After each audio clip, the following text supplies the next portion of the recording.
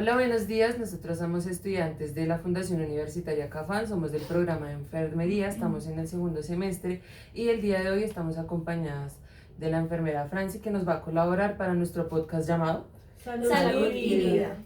Vamos a iniciar presentándonos nosotras para que nos puedan conocer un poco. Mi nombre es Paula González, soy auxiliar de enfermería, actualmente trabajo y estudio. Buenos días, mi nombre es Tatiana Palacios, soy auxiliar de enfermería, pero pues por ahora no lo ejerzo y trabajo en las noches. Buenos días, mi nombre es Karen González y solo soy estudiante de enfermería de la Fundación Universitaria Cafán. Mi nombre es Juanita Arevalo, soy auxiliar de enfermería y todavía no estoy ejerciendo. Buenos días, mi nombre es Wendy Martínez, soy auxiliar de enfermería y estudiante de Unicafán. Y nuestra invitada especial, Franci, quiero que nos cuentes un poco sobre tu experiencia laboral, dónde estudiaste, a qué te dedicas, si ejerces. Hola chicas, buenos días, es un placer conocerlas. Mi nombre es Franci Castro, efectivamente soy enfermera jefe ya hace 12 años. Trabajo actualmente en el Hospital San José Infantil como enfermera de sala de partos, ginecobstetricia. ¿Qué les cuento de mi vida? Estudié en el área andina, en la Universidad del Área Andina. Me gustó mucho, me parece muy buena universidad. No conocía la universidad de ustedes, las felicito. Me agrada saber que son auxiliares y futuras colegas. Tengo experiencia en varias áreas, en urgencias, en neonatos, en pediatría, pero mi experiencia como tal en todos estos años ha sido en el área de ginecobstetricia. También tengo una especialización en seguridad y salud en el trabajo y pues nada, en lo que les pueda colaborar con mucho gusto. Vale, la idea, digamos que este podcast, el tema que actualmente tenemos en nuestra clase de ética y bioética, es sobre el Sistema General de Seguridad Social en Salud. Entonces, vamos a realizarte una serie de preguntas y pues la idea es como poderlas socializar y hablar un poco sobre este tema que realmente para todas nosotras nos compete, sobre todo en nuestra área. Entonces, vamos a iniciar con la primera pregunta, que es, desde su experiencia como enfermera, ¿cuáles son los mayores desafíos que enfrenta en el marco del sistema de seguridad, en el Sistema General de Seguridad Social en Salud?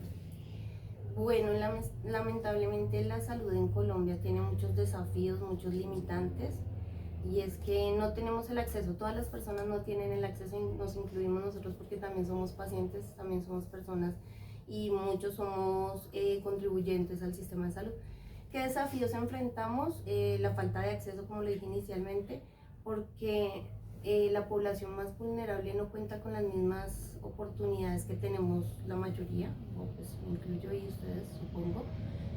Esas personas en condiciones de discapacidad tampoco tienen la misma accesibilidad a los servicios de salud. Aparte de todo, para nadie es un secreto las intervenciones que le están haciendo a las EPS y todo el robo que le han hecho de dinero, de recursos de salud que se están perdiendo. Eso son billones y billones de dinero que pues actualmente no nos dan respuesta a eso. Y por eso todas las instituciones de salud nos estamos viendo afectadas, porque en mi trabajo ya algo tan básico como unas gasas no hay.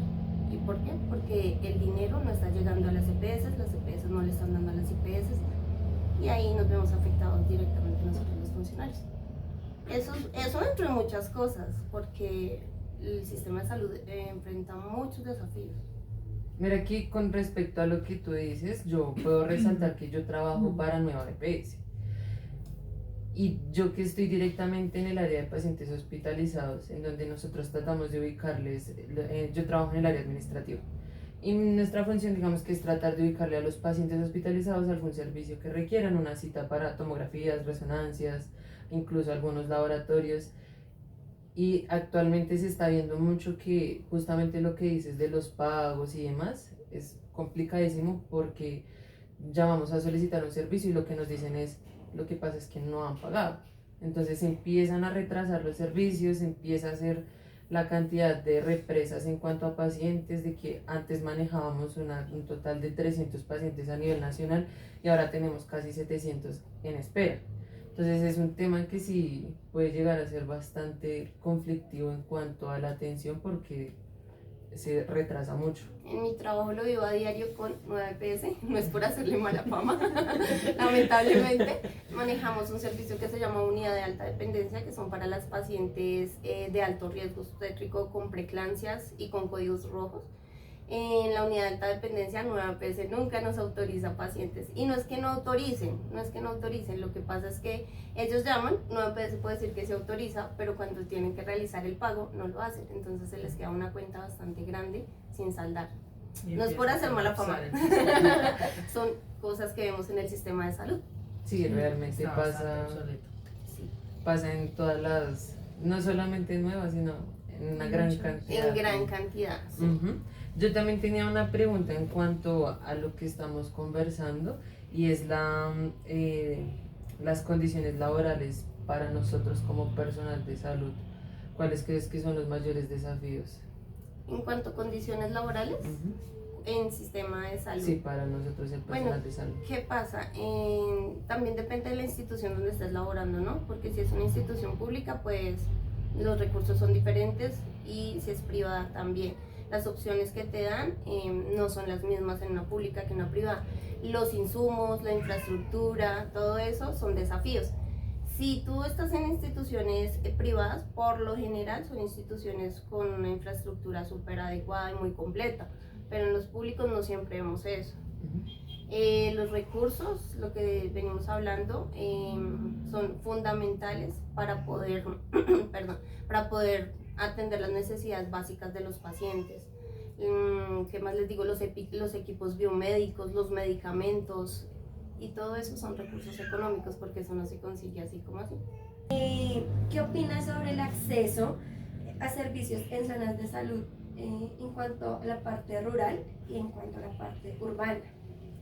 No, pues efectivamente las personas en la parte urbana tenemos más acceso a los servicios de salud, teniendo en cuenta también que se retrasan porque las citas no nos las están dando tan rápido, pero como tal disponibilidad sí tenemos muchos centros de salud, tenemos IPS, tenemos lugares donde asistir.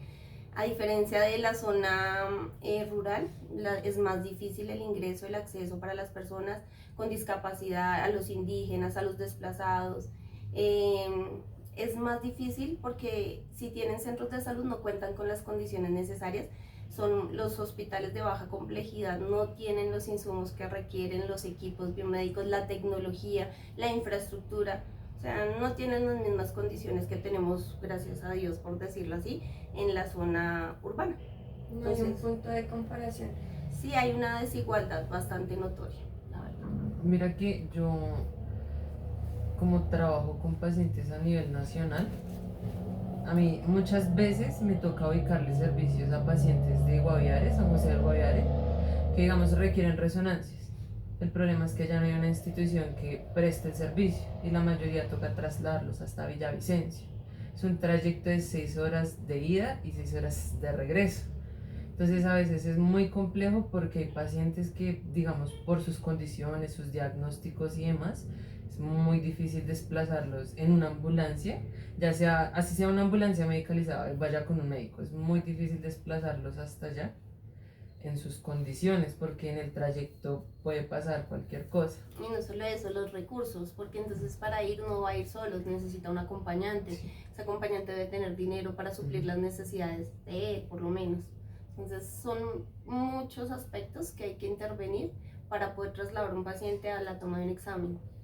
No, es lo que tú decías también de la parte de las ambulancias, pues allá tampoco se cuenta con gran cantidad para desplazar al paciente, ¿sí? Entonces también entran en desventaja con esta parte.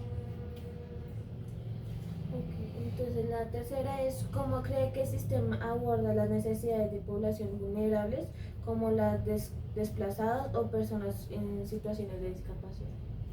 Pues el sistema cuenta con políticas, con normativa, hay leyes, hay planes, hay programas que apoyan a la población vulnerable en condiciones de discapacidad, a los desplazados, pero del dicho al hecho hay mucho trecho.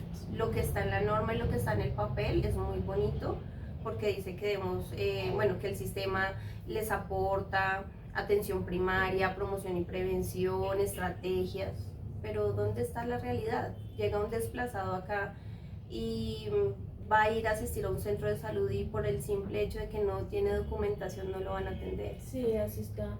Yo con mi prima, una prima que está en Tocancipá, iba a entrar con su hijo que tenía, pues cuando llegó acá y no lo querían atender porque no tenía un sistema de salud de acá de Bogotá, sino de otra parte. Sí, entonces el sistema como tal de salud en Colombia dice que cuenta con políticas para todo eso, pero la verdad no se aplica a la realidad.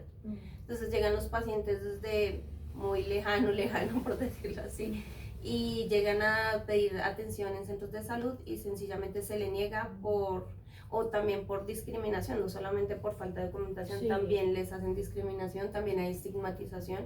Entonces eso es algo con lo que se debe seguir trabajando. Las Sí. políticas están como tal, pero que se hagan realidad, falta mucho para que hayan esos cambios y nos toca al personal de salud también como capacitarnos y cambiar esa mentalidad para también poderles brindar ayuda a todas esas personas que necesitan de los servicios de salud. Sí, eso es verdad. ¿Y de qué manera crees tú que nosotros como enfermeros podamos aportar a esa situación? Capacitándonos, porque si tú tienes conocimientos de las necesidades que tienen esas personas vas a saber cómo ayudarlos. Como en los adolescentes, no solamente es prevenir enfermedades de transmisión sexual o un embarazo, sino es saber cómo educarlos, llevarlos a que, para evitar todo eso, ¿no? Perdóname, no solamente es tratar, sino prevenir. Estaba diciéndolo mal. Entonces, si tú tienes conocimiento de qué necesita tu paciente, sabes cómo abordarlo. Bueno, sí, eso es súper cierto. Entonces hay que capacitarnos en muchos temas. Sí, porque Cada paciente Ujú. tiene su necesidad. incluso nosotros de pronto, o bueno, esto lo digo yo a manera personal, cuando yo empecé a hacer el auxiliar, realmente lo inicié con el propósito de ayudar personas, de querer conocer sobre el cuerpo humano y demás, pero ya cuando empieza uno a entrar a materias donde empieza a ver este tipo de situaciones, es donde uno dice, es un trasfondo y un montón de cosas enormes donde nosotros podemos aportar no solamente al cuidado de una persona, sino también capacitarnos, lo que dices tú, para poder, digamos que impulsar de cierta manera condiciones que de pronto hacen falta actualmente en nuestro sistema de salud. Cambiar ese chip no solamente como personal de enfermería o personal de salud, sino como personas y pacientes que también somos. En mi experiencia propia, en mi EPS, yo iba a mis citas y siempre tenía citas súper rápido, todo. Ahora las citas son muy demoradas. Aparte, yo soy contribuyente del sistema de salud y llego a mi cita, a mi lugar de atención y veo eso lleno de personas de subsidiados. Y pues están todos ellos allá esperando su atención, también tienen citas, les van a ver los mismos médicos que me ven a mí. Y antes como veía uno, ay no, esto se llenó de gente de subsidio. No, póngase en los zapatos de esas personas también, que por lo menos ahora tienen el acceso a esa institución de salud, que les van a prestar un servicio. Entonces, ¿cómo cambiar ese chip de que se está llenando esto de gente subsidiada? No, sino buscar la forma en que sea equitativo para todo el mundo, que todos tengamos acceso a los servicios de salud. ¿Qué pasa? No estamos en las mejores condiciones, porque ahora todos llegamos y la cita se demora 2 meses, 3 meses, la otra vida, entonces... ¿de qué nos sirve también? No solamente de nosotros, sino del otro lado. Pues el gobierno aporta y todo eso y por eso le está pidiendo cuentas ahorita a las EPS, qué está haciendo con el dinero. Pero si no hay honestidad, que lamentablemente es lo que nos falta en Colombia, pues este sistema nunca se va a arreglar. Entonces vamos por nuestra cuarta pregunta, que sería, ¿qué medidas cree que deben implementarse para mejorar la equidad en el acceso a la salud? Pues es la ampliación de la cobertura uno de los aspectos más importantes, porque volvemos al mismo tema del inicio, no todo el país tiene el acceso al sistema de salud. El financiamiento, los recursos son importantes para que tengan acceso todas las personas, la mejora de las infraestructuras como tal, que puedan asistir a un lugar, un centro de salud que cuente con las condiciones para prestar el servicio. Necesitamos más personal de salud, profesionales en salud. Además de financiamiento público, El porque el sistema subsidio. está muy obsoleto y digamos que las IPS no alcanzan como a a cubrir con todos los gastos que tienen cada EPS y por eso se ve siempre como la demora en las citas, los retrasos en los pagos y todo lo demás. ¿Qué pasa? El financiamiento puede que existía y antes alcanzaba porque o sea, nosotros teníamos un sistema de salud que estaba muy bien posicionado a nivel mundial. Incluso, si no me equivoco, estábamos en el puesto como 22. Ahora pasamos de un momento a otro al puesto 80 y no me acuerdo qué exactamente. ¿Pero por qué? Porque nosotros, las EPS o bueno, las entidades de salud recibían el dinero, lo invertían, pero no todo. Pero había. Pero ahora que pasó, el gobierno como que restringió eso, dijo, venga, ¿qué está pasando aquí? Y entonces, claro, ahí entonces todas las EPS dijeron, no, nos liquidamos, aquí terminamos y entonces ya no están los recursos para prestar los servicios a todas esas personas, se acumulan los pacientes, se retrasan las atenciones, los exámenes, los diagnósticos, los medicamentos. ¿Qué pasa ahí? Entonces empiezan a decirle a los pacientes, no, tu medicamento está desabastecido, en 3 días te lo enviamos a la casa.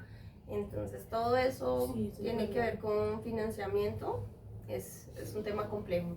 Sí, porque mi mamá espera un medicamento, ya lleva casi 4 o 6 meses esperando un medicamento que nunca ha llegado. Entonces es muy complicado. Digamos, yo tengo una pregunta. No es para nadie un secreto que en estos tiempos hay mucha juventud, por ahí menores de 15 años, ya embarazadas. Digamos, ¿cuál sería como un plan de implementación para evitar tanta juventud gestante? Ya que pues para muchos eso genera un costo muy elevado para las IPS. Sí, yo que trabajo en esa área de ginecobstetricia recibo pacientes adolescentes que están gestando y por experiencia propia que he hablado con ellas me dicen no es la falta de conocimiento porque en nuestro colegio nos decían que habían métodos de planificación y no sé qué. Primero es un tema bastante heavy, por decirlo así, porque aún a las mujeres y a las adolescentes les da pena hablar con sus padres sobre sexualidad y sobre métodos de planificación. Y eso es un tema que no, exacto, esa era la palabra, tabú. Es un tema que todavía no se puede hablar con tranquilidad ni abiertamente y es algo que debe ser así. Así como los profesionales de salud o los profesores en los colegios llegan y les dan la capacitación, entonces así mismo deben hacer los padres. Entonces no solamente es la forma de prevenir desde el colegio, sino también desde casa. Y pues implementar, ¿no? Porque no solamente es ir a decirle, mira, tú puedes planificar con esto, esto y esto, y el estudiante, bueno, el adolescente, ¿cómo adquiere ese método de planificación? ¿Cómo va y se compra un preservativo? ¿Cómo va la chica y le dice que la inyección mensual, ¿sí? Tengo que decirle a mi mamá que me lleva a la EPS. O sea, yo creo que eso también, pues obviamente si es menor de edad debe tener autorización de sus padres, pero pues hay muchas formas de prevenir embarazos como enfermedades de transmisión sexual. Entonces también deben tener acceso a sus métodos de planificación. Y así es con todo, con todos los medicamentos, con todo, no solo en ese aspecto de los adolescentes. Eso es un tema que encasilla esa parte, pero a nivel general es lo que está pasando con el sistema de salud. Mira que yo tenía una pregunta muy orientada a lo que mencionas, que era que si creías que hace falta inversión en programas de prevención de enfermedades. Y pues era lo que estabas mencionando. Sí, los programas están, como les digo, la ley está, la normativa está, hay muchísimos programas de atención en salud enfocados a cada aspecto de cada necesidad, pero ¿dónde están los recursos? Porque la ley es muy bonita, las palabras en el papel son muy bonitas, pero la realidad es otra, es bastante diferente. Porque listo, le dices a la persona, cuídate en salud, come sano, y esa persona no tiene ni para comprar la proteína, solo tiene para el arroz, para la pastica, la papita.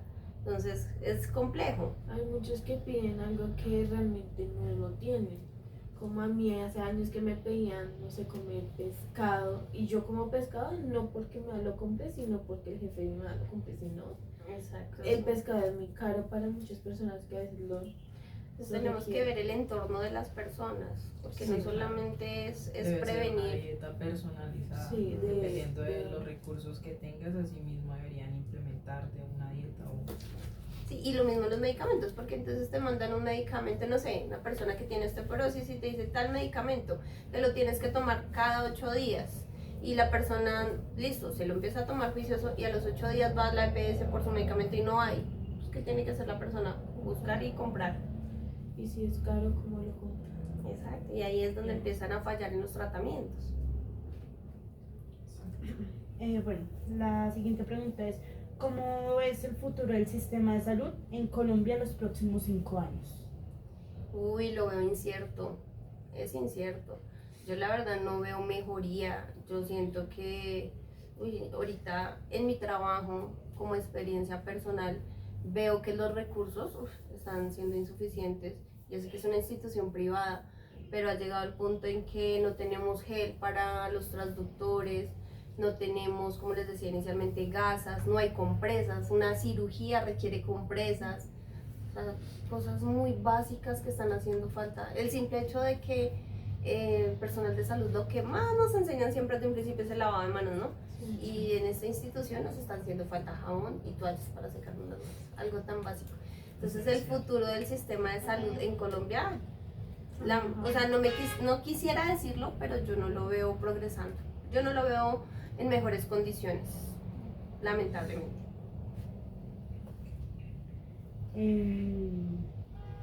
Digamos, acá hay un punto que toca, esto es, ¿tú qué opinas sobre la importancia de la tecnología artificial y en análisis de datos? O sea, la tecnología artificial puede servir a un futuro en algo. Sí, claro, todo lo que es que el sistema de salud no solamente debe invertir o promover o plantear programas de atención y de promoción y de prevención, sino también invertir en tecnología. La tecnología es importante, los equipos biomédicos con bastante tecnología ayudan muchísimo a los tratamientos de enfermedades, pero pues todo eso requiere su inversión económica, pero la tecnología es un campo que hay que abordar.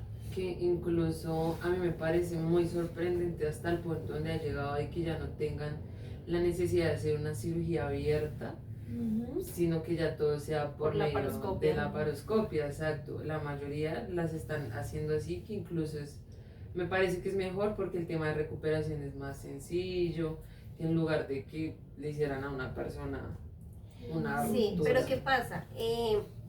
Es mucho mejor, pero no solamente requiere tener esa tecnología, sino tener el personal capacitado. Sí, es Porque en mi trabajo un ginecobstetra que hace normalmente una resección de tumor de ovario o una resección de embarazo ectópico por laparotomía, lo puede hacer perfectamente por la laparoscopia, pero él no tiene la capacitación o la experiencia, porque él lo ve en su residencia, lo aprende, pero él no profundiza sobre el tema. ¿Quién lo hace?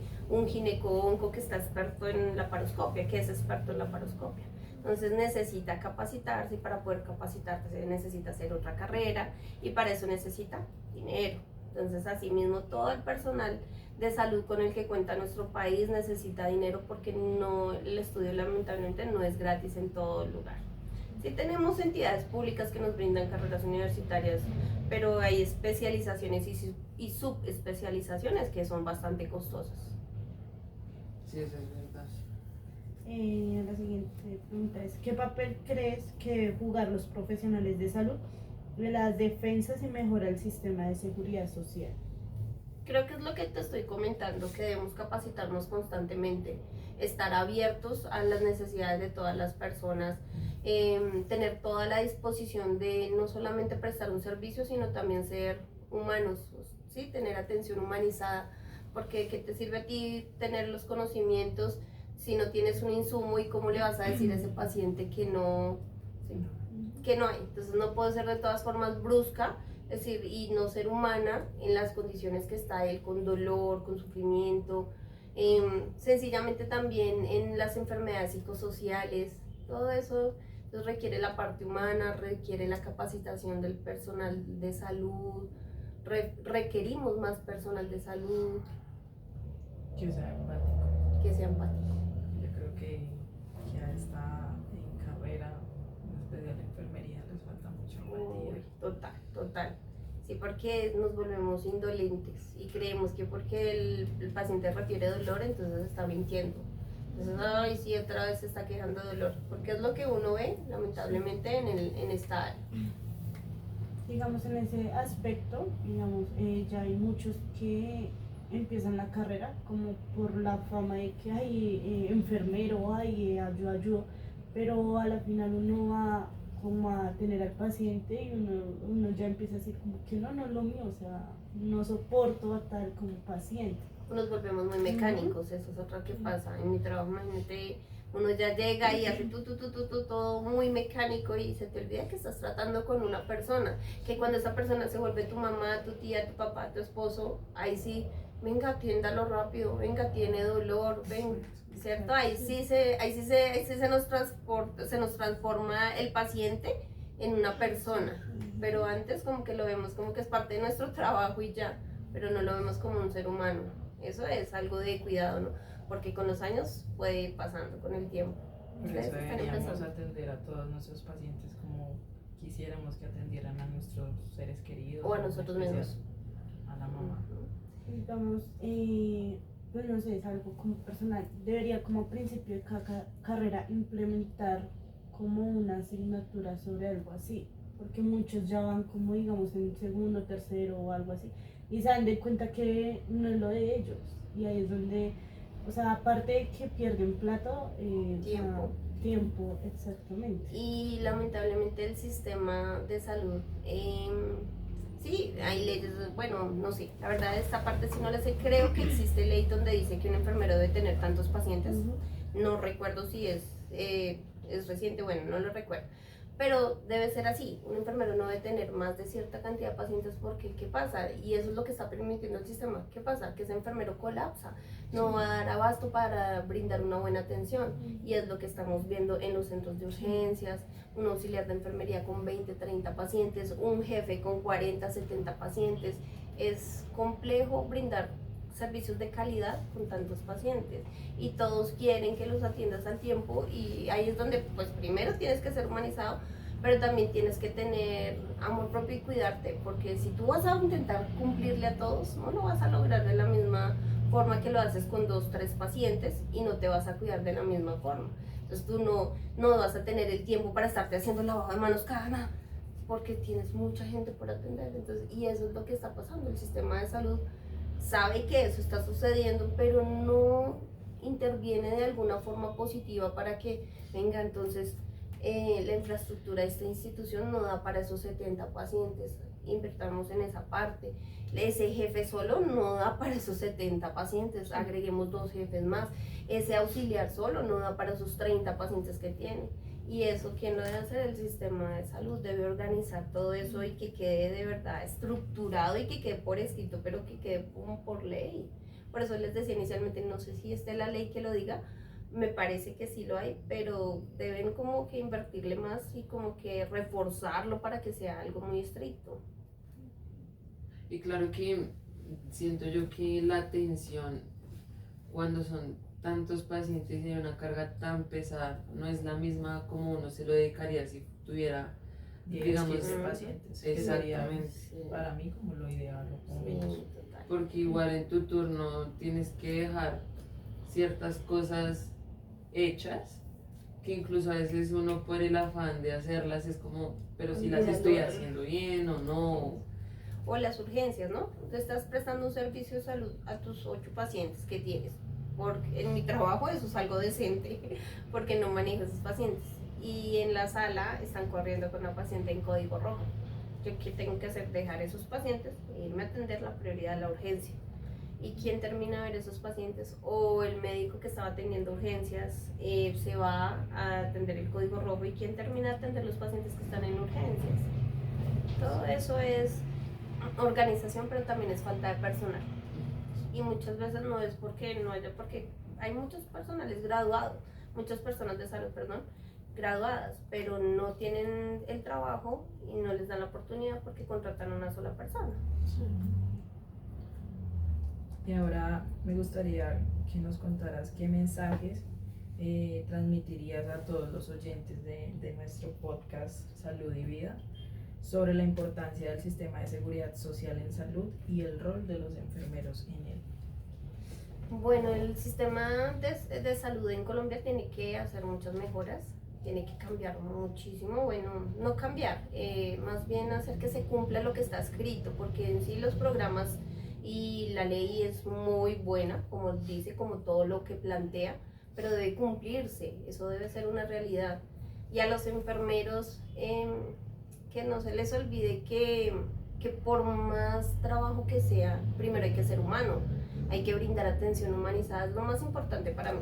Yo soy una persona y una enfermera que brinda atención con calidad, pero sobre todo con amor, porque ya todo el mundo va y hace su trabajo y no brinda la mejor atención ni la mejor calidad en el servicio por hacerlo al afán, por el sistema que nos implementa un trabajo así, lamentablemente.